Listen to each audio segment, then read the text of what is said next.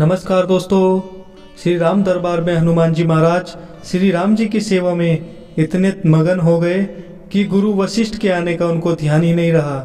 सभी ने उठकर उनका अभिवादन किया पर हनुमान जी नहीं कर पाए।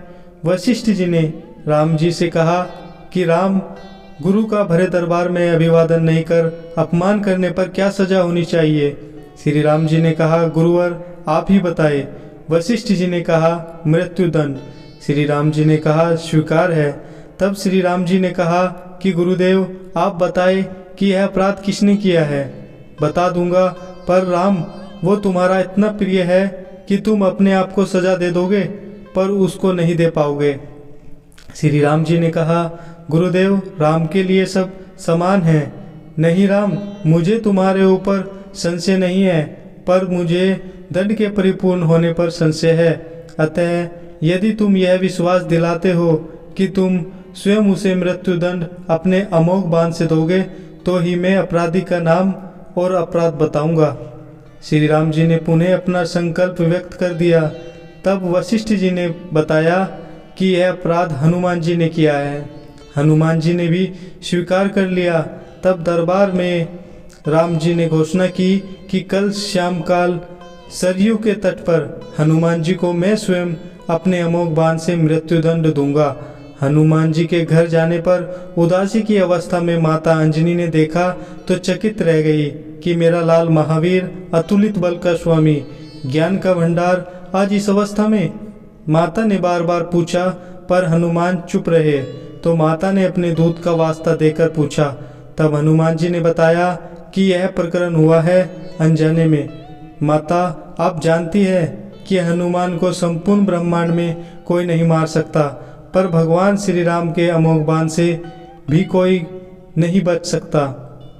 तब माता ने कहा कि हनुमान, मैंने भगवान शंकर से राम नाम मंत्र प्राप्त किया था और तुम्हें भी जन्म के साथ ही यह नाम घुट्टी में पिलाया, जिसके प्रताप से तुमने बचपन में ही सूर्य को फल समझ मुख में ले लिया था। उस राम नाम के होते हुए हनुमान कोई भी तुम्हारा बाल भी बांका नहीं कर सकता, चाहे वो स्वयं राम भी हो।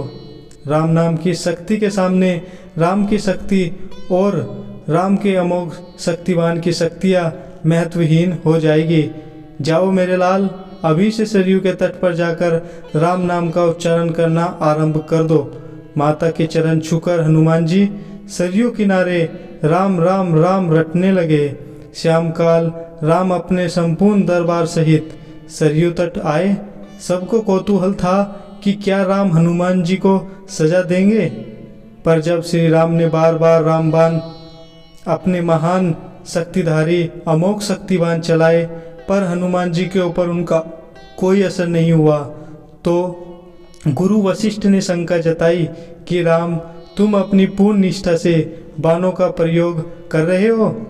तब श्री राम ने कहा, हाँ गुरुदेव, मैं गुरु के प्रति अपराध की सजा देने को अपने बाण चला रहा हूँ। उसमें किसी भी प्रकार की चतुराई करके मैं कैसे वही अपराध कर सकता हूँ।